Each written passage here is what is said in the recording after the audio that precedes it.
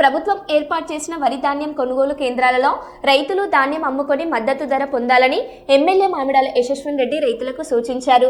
పాలకుర్తి మండలంలోని తీగారం, తొర్రూరు, పాలకుర్తి గ్రామాలలో ఏర్పాటు చేసిన వరి ధాన్యం కొనుగోలు కేంద్రాలను ఎమ్మెల్యే ప్రారంభించారు. కొనుగోలు కేంద్రాల్లో గన్ని సంచులు కొరత లేకుండా చూడాలని అధికారులను ఆదేశించారు.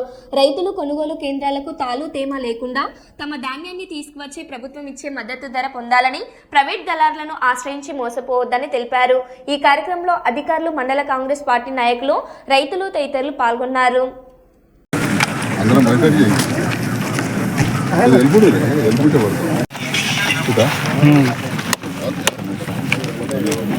కెమెరా పడుతుంది మంచి గుడ్ చైర్మన్ ఇది మంచి చైర్మన్ గట్టం పడుతుంది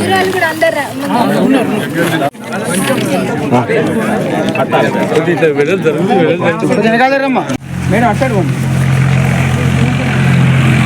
ఇంకా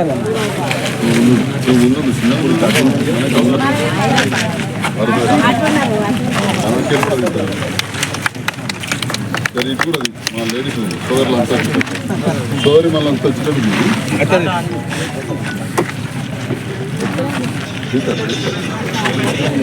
చూడండి మేడం ఇది ఇది చూడండి.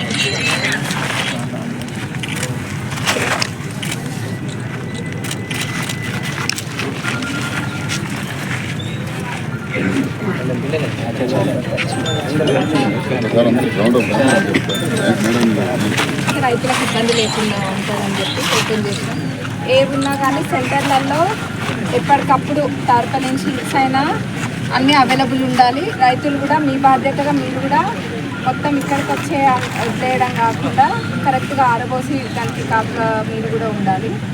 అది కరెక్ట్గా అన్ని తూకం కూడా ఎటు ఇది లేకుండా సెంటర్లో ఎటువంటి తప్పులు జరగకుండా చూసుకోవాలి. ఏదైనా కానీ రైతులకు అటు ఇటు అయితే ఉడుకునేది లేదు అసలు.